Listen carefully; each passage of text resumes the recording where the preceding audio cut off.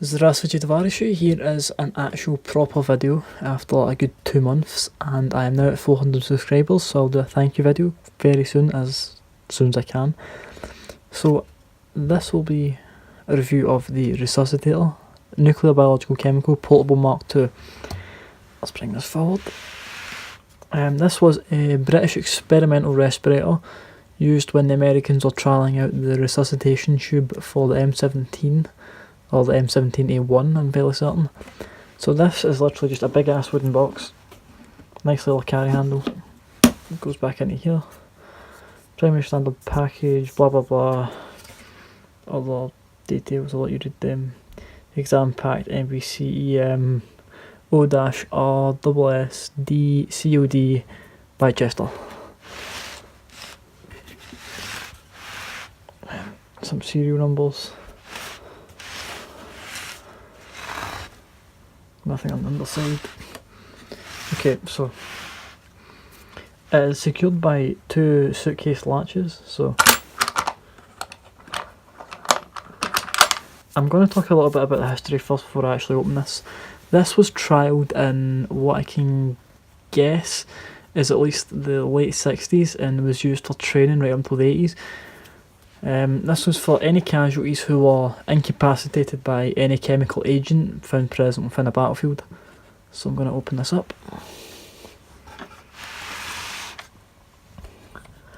Just the camera, I'll let you read that.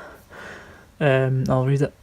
Place the mask firmly on the patient's face with the lower rim under the chin and upper rim as high on the bridge of the nose as possible. 2. Work the bellows steadily about 16 strokes a minute. The thrust of the bellows should be upwards on the face so that the jaw is kept up. Watch the chest. It should rise with each downstroke of the bellows and fall during each upstroke. If the chest does not rise and fall first, make sure that the mask is tight in the face, then listen to the bellows during the downstroke. If a whistling noise is heard, then the patient's throat is blocked and must be cleared. Insert a finger covered with a handkerchief down his throat to remove mucus or other obstructions. If the chest rises and falls and the whistling is held, the pumping is too vigorous, reduce the force being used. Continue resuscitation until the patient breathes normally. So, with that, construction's wood. I will say about the construction of this, it's quite shoddy. Here it is quite uneven versus this. These were put together in a hurry. These are experimental, these have been seen in Portland Down. There's a video showing all the British NBC stuff, and again, as you can see in here, a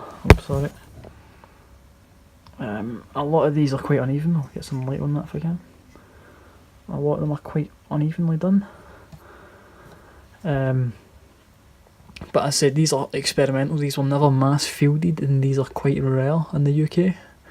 They're uncommon, but they're not like insanely rare, like XM28 rare. So what I'm going to do is I'm going to remove the actual respirator from the box and we'll have a look at it.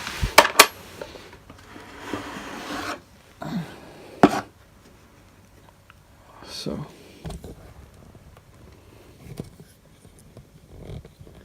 what we have is a 3-piece assembly: face piece, filter, bellow.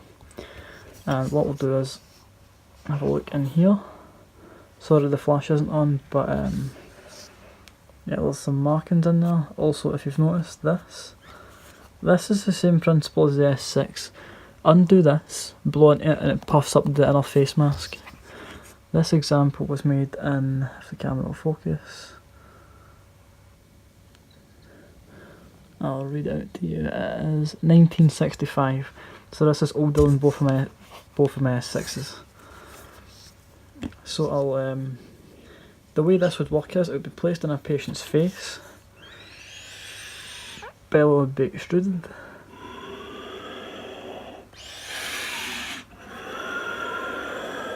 it's like a big old accordion, air is drawn through here and then out through there. What I'll do is I'll go and get a mannequin head and I'll demonstrate this, so back as soon as I can. What will usually be done is this will be placed against the casualty's mouth as such. Then artificial respiration will be used, so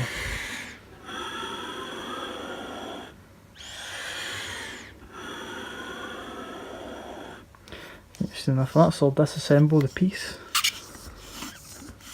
All these screw out. So this is 40mm NATO threaded. And this is the inlet, so that's basically the inhale valve, or technically bellow valve I'll call it. Which leaves us with the canister, which is a specially modified S6 canister. As you can see, it's like the original ones, only with this weird fitting that's probably been glued in. I'm trying to see if I can find any markings on this that designate a date. I'm going to say the 20th of March 1968, possibly, I don't know. And then the face piece itself, which doesn't have a designation, I'm certain. Some of the markings on the face piece. This was made by PR, or PBC rubber. And, god damn it. There you go. Sorry it's not in centre shot, but that's the likeness. So I'll stick this back together. But yeah, these are quite comfortable, I will say that, they're oddly comfortable. But you might be wondering why this was never fielded, because it is a lot more safe compared to the M17 one, where it would pump carbon dioxide into the lungs rather than oxygen.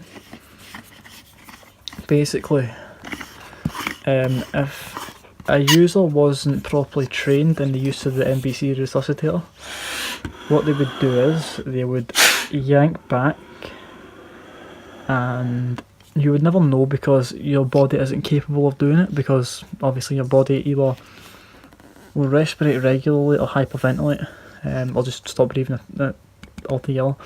But basically they would pull too far and it would rip the lining from your lungs instantly, maybe not instantaneously killing you, but it would kill casualties. So due to training accidents, these will stop production altogether. They worked, from what I can tell, quite well.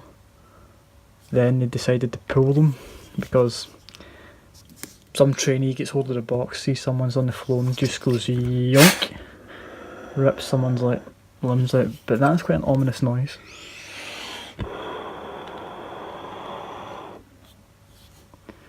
You do get quite a good airflow from that, I will say. And for those of you brave enough with one, I dare you to attach this. Attach this and try and rip your lungs out. I dare you. No, I'm only kidding. I do not condone that. Just keep these as a collector's piece. I will never use this, because when am I going to need artificial respiration? Hopefully never. So that has been the video on the British military's Resuscitation Nuclear Biological Chemical Mark II. These are an odd piece of British military history with very interesting use, as in most of the chemical warfare manuals, like Survive the Fight, it is never mentioned that these exist. So a very, very interesting piece nonetheless, and in very, very good condition, I must say. So with that said, I hope you enjoyed this review.